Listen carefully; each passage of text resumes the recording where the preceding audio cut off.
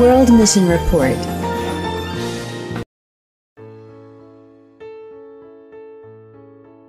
Mbese ujya ubona ukuntu ahantu abantu bavukira hatanga itandukaniro ku byo bakora, imitekerereze yabo ndetse n'amajyambere yabo.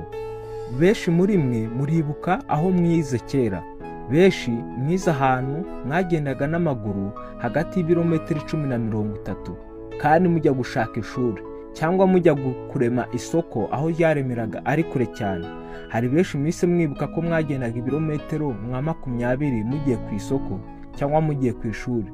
Kubw'ibyo hari ahantu bitewe n'aho hariho abantu baho kwiga biba bigoye, maze ugasanga umuco waho ni ukutajyana abana babo ku ishuri bitewe n'uko kubona amafaranga bigoye. Bene data, ntabwo ibindi biba mu Rwanda gusa, usibye ko mu Rwanda tumaze gutera imbere ahantu henshi umuntu abasha kugera ku ishuri kandi bitagoranye cyane. Ariko reka mbabwire, ndabasuje ngo ubone amahoro biva ku Mwami Imana ibane namwe. Uyu munsi ni wa mwanya mwiza w'amakuru y'ahandi. Ndababwira inkuru yitwa ngo ntabwo nzi Imana. Ntabwo ari njye utazi Imana kuko njye uri kubabwira nzi Imana, ahubwo ni inkuru y'umwana w'umukobwa witwa Karupaleru wo mu gihugu cya Namibia. Tukaba twarategura amakuru y'ahandi na Andrew M. Sisesiena, umuyobozi w'amakuru y'ahandi ku isi. Mukaba mukurikirana amakuru y'ahandi mu Kinyarwanda mu ijwi rya Nowa Emmanuel. Ndabasaba ngo mutege amatwi maze mwiyumvire. Uwitwa Karupaleru ubu tuvugana afite imyaka 7 y'ubukuru. Iyo ari gukina aba yishimye, ariko nk'abandi bana basanzwe iyo hagize umuntu umucyaha ararakara cyane kandi akunda kwirira amakaroni. Ntabwo yigeze yumva ibya Yesu n'umunsi wa rimwe. Karupaleru aba ahantu hadashobora kugaragara ku ikarita y'isi. Abana n'umuryango we mu rugo rugizwe n'utuzu 4 mu butayu bwo mu majyaruguru ya Namibia. Kugera ku isoko aho ribera bisaba gukora urugendo rw'amasaha 7, kandi mu muryango we nta n'umwe ufite imodoka ndetse nta n'igare. Iyo bashatse kugira aho bajya bagenda n'amaguru. Nyamara Karupaleru ntabwo akenera kujya ku isoko. Umuryango we kimwe n'abandi bantu benshi bo mu bwoko bw'Abahimba nta mafaranga bakunda kuba bifitiye, ahubwo uwo mukobwa muto yirirwa afasha ababyeyi be, maze basaza be 3 ndetse n'abandi 2 bakuru bo bakaragira ihene ndetse n'inka. Iyo bari mu gihe cy'imvura afasha ababyeyi be kubiba ibigori. Ibigori nibyo biryo by'ingenzi bitunze uwo muryango. Karupaleru afasha nyina gusya ibigori bikavamo ifu, maze iyo fu bakayikoramo umutsima. Ibyo bigori kandi bivamo igikoma kiryoshye cyane. Amafunguro hafi ya yose Karupaleru arya abagizwemo n'ibigori ndetse no kwinywera amata y'inka cyangwa y'ihene.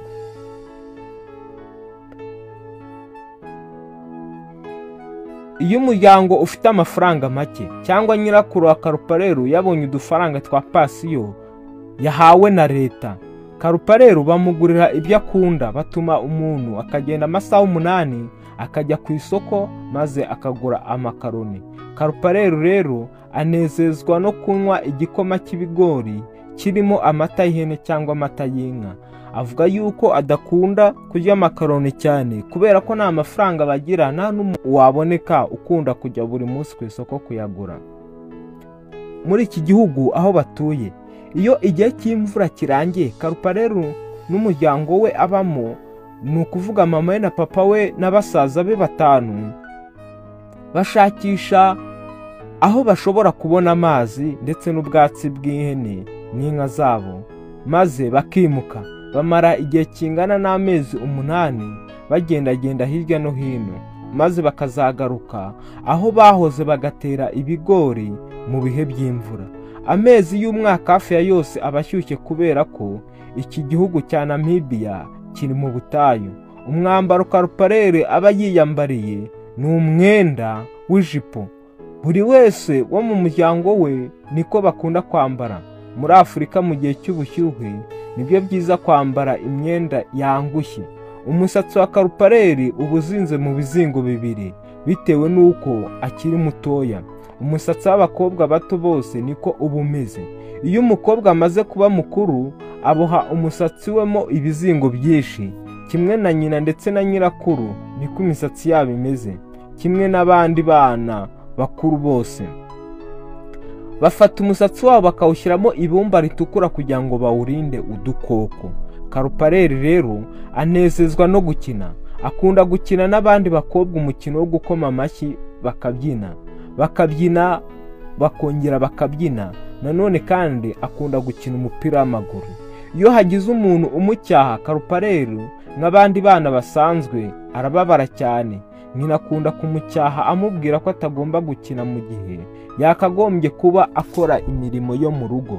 Umunsi umwe nyina yohereje Karupareri kujya kuzana amazi ku iriba, ahantu agombaga kugenda hagati y'iminota 15 kugenda n'iminota 15 no kugaruka 15. Aho hantu bahagenda iminota hagati ya 30 na 40 kugenda no kugaruka. Ariko umunsi umwe agiye kuzana amazi, iyo minota yaragiye irashira, minota 30 irashira, 40 irashira. Nyina atekereza yuko ari ikintu kidasanzwe cyabaye kuri Karupareri. Yaramanutse ajya kureba aho bavomera, asanga ari kwikinira umupira n'abandi bana. Nyina yararakaye, yatoye inkoni amubwira ko ari bumukubite, maze ararira arirukanka. Nyina yazunguje inkoni mu kirere nk'ikimenyetso cy'uko ababaye, arakaye. Karupareri rero ntabwo yakubiswe, ahubwo yaragarutse afata amazi arayazamukana ayashyira nyina ngo bajye gukora umutsima ndetse bateke n'ayandi mafunguro. Karupareri ubu ngubu ageze igihe cyo gutangira ishuri. Ishuri riri hafi, umuntu abasha kwagera akoze urugendo rw'iminota 20. Urumva ko ishuri riri hafi. Ariko nyina ntabwo ashaka ko ajya ku ishuri. Nyina atekereza ko kwiga gusoma no kwandika ari ugutakaza umwanya. Nta gitabo cyo gusoma cyangwa urupapuro rwandikwaho ruba muri iyo famiye. Kugura impapuro ndetse n'ibikoresho by'ishuri bisaba amafaranga. Umuryango ubona amafaranga rimwe na rimwe, nabwo mu buryo butoroshye. Rero abona ko nta mpamvu yatuma batakaza amafaranga yo ku ishuri.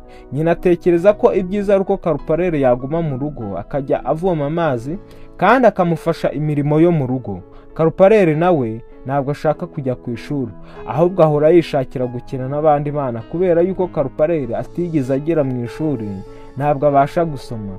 Nyina na nyirakuru nabo ntabwo bazi gusoma.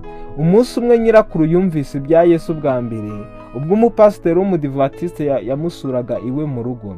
Yamurarikiye kuza guteranira ku itorero yasengeragamo munsi y'igiti ku isabato. Nyirakuru yasabye uwo mupasitori kuzagaruka kumusura ngo amwigishe Bibiliya.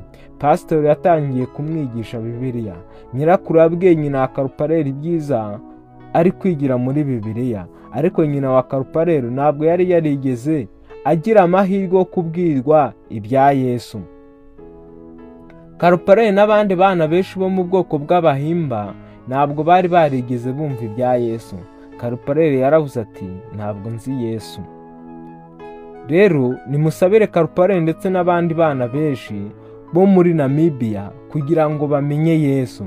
Amaturo y'isabato ya 13 y'iki gihembwe ariyo turi buture uyu munsi azafasha abana benshi kumenya ibya Yesu binyuze mu kubagurira za Bibiliya, kandi azafasha gukora uruhererekane rw'ibyigisho by'amashusho kugira ngo bifashe abana kumenya Yesu. Ikindi ni uko aya maturo azakora kuri proje yo gukora ubwato bw'ivugabutumwa hano mu gihugu cya Zambia.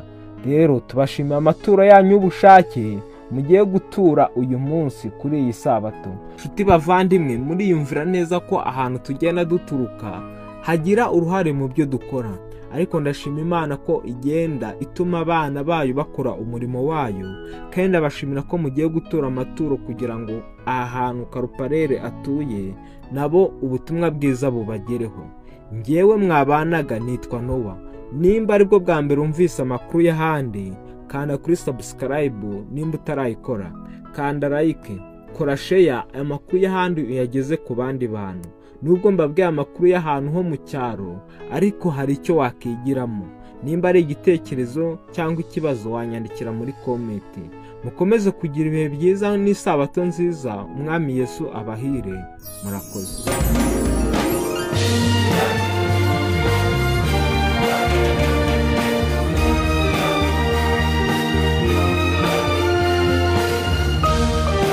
World Missing Report